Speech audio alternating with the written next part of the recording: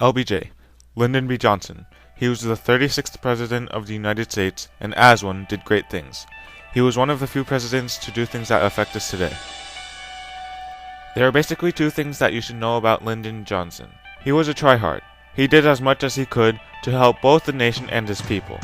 When he tried, he was able to pass many documents and acts. As president, one of his main objectives was to help the impoverished. Lyndon Johnson was able to make an economy with an unemployment rate of 22% down to 13%, one of the greatest reductions in U.S. history.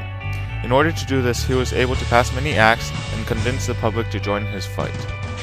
This battle was called the War on Poverty. This includes several reformatory legislations, the Social Security Act and Economic Opportunity Act of 1964.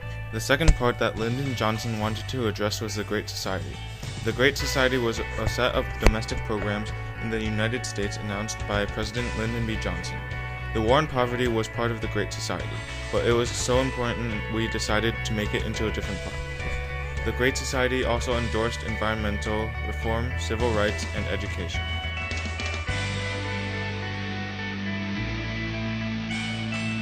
Johnson was very influential in protecting the environment. He created many programs that protected untouched resources. He also made extensions to previous environmental laws and was convinced that we should not only protect the environment, but heal the damage we have done to it. One of the acts he was able to pass was the Environmental Wilderness Act. This preserved many areas in the United States. The National Geographic calls Lyndon Johnson the nation's greatest environmental president. I think Lady Bird Johnson was one of the great First Ladies in American history. She was the environmental First Lady, and in many ways there was a co-presidency about keeping America beautiful and clean. Seminal was the Wilderness Act of 1964, which preserved large patches of wild America. There's also the Clean Air, Clean River, Clean Waters Act. Of all the reckless devastations of our national heritage, none is really more shameful than the continued poisoning of our rivers and our air. He said that every administration has to have an environmental record. And since Johnson, we're all trying to match what he was able to accomplish in that regard. As wilderness shrank, the movement to protect it grew. And in the end, America did something no other country had ever done. It passed a law to protect its last remnants of wild land forever.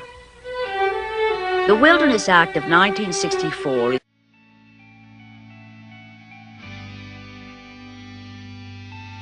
Another very important part of the Great Society, and one of its most lasting in its results, is civil rights. As president, he made the first civil rights legislations since Reconstruction.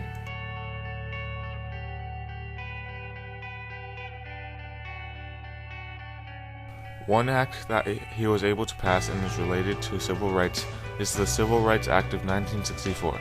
The Civil Rights Act of 1964 enforces the right to vote, provides relief against discrimination, prohibits job discrimination, and stops funds of programs that would support discrimination. In 1964, Johnson and the civil rights groups managed to pass the first major civil rights legislation. And it was the first comprehensive civil rights legislation in the United States since 1875. The Civil Rights Act said public accommodations have to be available to everybody, no discrimination on the basis of race.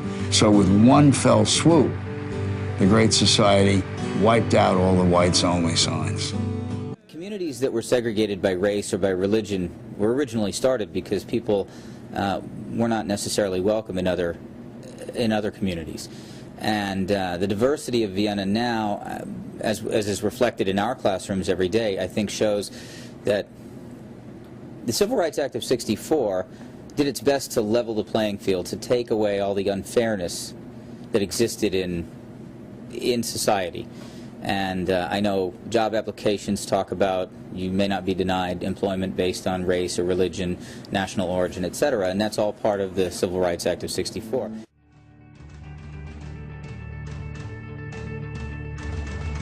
Another act that is related to civil rights is the Voting Rights Act of 1965. This act was very important because it guarantees the right to vote through prohibiting literacy tests and poll taxes. As a result, African Americans are able to vote with greater ease. 250,000 blacks were able to register to vote. This was a momentous step in civil rights because it minimizes the disenfranchisement of blacks.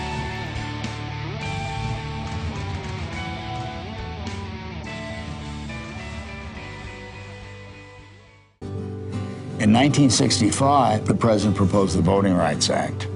The assumption was that everybody could vote, but everybody being able to vote did not mean that everybody's vote was counted or even accepted.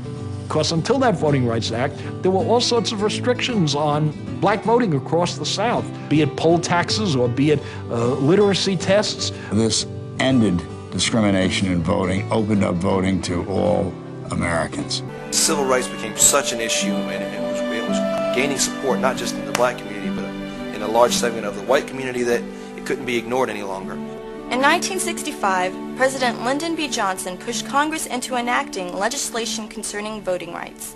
He felt like it was the president's job to spearhead a betterment of society, and he felt like denying a large segment of the population precious rights like the right to vote was unacceptable. The Voting Rights Act of 1965 gave the federal government power to regulate state voting issues and laws. This has given African Americans and other minorities an opportunity to partake in American democracy. I think he would tell you the Voting Rights Act was the most important and the most significant because he knew that if every citizen had the opportunity to participate in the political process, the other benefits would flow.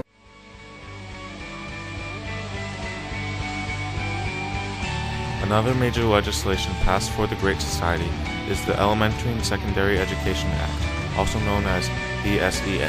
This funded primary and secondary education but did not form a national curriculum. This act also emphasized equal access to education and established high standards and accountability.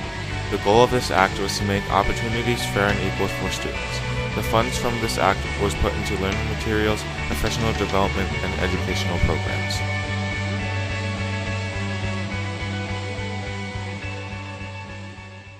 The whole concept of those programs was that the decision ought to be based on whether you had the ability to excel, not whether your daddy had a big, thick wallet. And then Head Start. Head Start was a program to allow impoverished children to begin educational training. When they get a chance to go to school earlier, the assumption is that the next level of education is going to improve. Title I of the Federal Elementary and Secondary Education Act, also known as Improving the Academic Achievement of the Disadvantaged, is the largest and one of the nation's oldest federally funded education programs. It provides additional funds to local school districts to assist low-achieving students in high-poverty schools. Title I funds must be used to provide services that are supplemental or in addition to services normally provided by the school district. Funds are used to help all students meet the state's challenging academic standards. In a targeted assistance program, a school uses Title I funds to provide individual students with the greatest academic need with extra educational assistance beyond the regular classroom. Services are supplemental or in addition to services normally provided by the school district for participating children. These services can include pull-out, in-class, extended day, or extended year summer programs.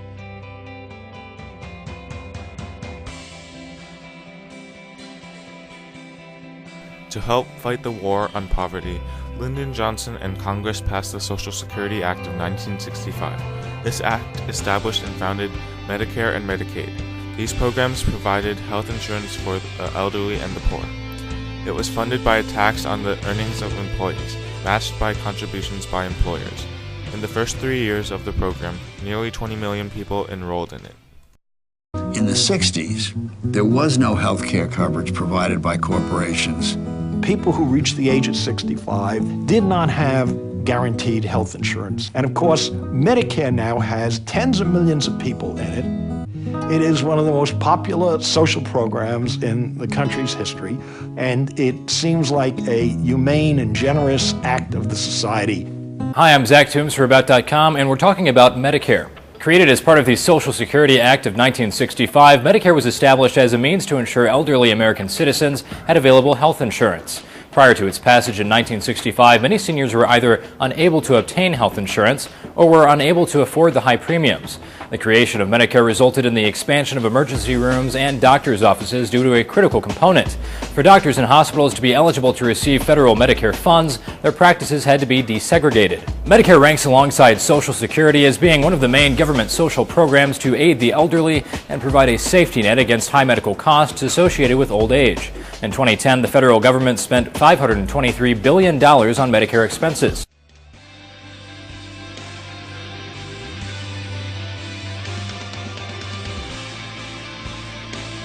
The Economic Opportunity Act was central to Johnson's Great Society campaign and its war on poverty. The act included social programs to promote health, education, and general welfare of the impoverished. These programs include Head Start and the Job Corps. The purpose of this act was to eliminate poverty, expand educational opportunities, increase the safety net for the poor and unemployed, and tend to health and financial needs of the elderly. People who are suffering. It's hard for us to remember those people. Lyndon never really forgot them, I think. I really think he never did. His vision was of helping the disadvantaged to help themselves. His hope was that you give them education, you give them opportunity, you give them the chance to come into the mainstream of American middle-class economic life. And that's as thoroughly American as apple pie. I remember coming home one day, actually it was the first day of kindergarten, and telling my mom, everybody loves me. And she was just so enthused. And I really think it's attributable to my experience with Head Start, because it helped to build the confidence so that when I did start school, I was ready and able to learn and able to work with other children. They keep coming all day. 350 youngsters with one thing in common: the opening of the Rodman Job Corps Center at New Bedford, Massachusetts. The Job Corps was part of the war on poverty. At the time, there were hundreds of thousands of men and women with no real job opportunities. Johnson wants this Job Corps as a place people can train, come away with skills. This was legislation that was offering work to young men and women, and I think it's been pretty successful. It's taught me and several people that I've known that have gone out there a lot of independence. A lot of kids in the inner city are great. They have great talents, but they don't know how to bring it out of themselves. And that's one thing Job Corps does. It brings the good out of people.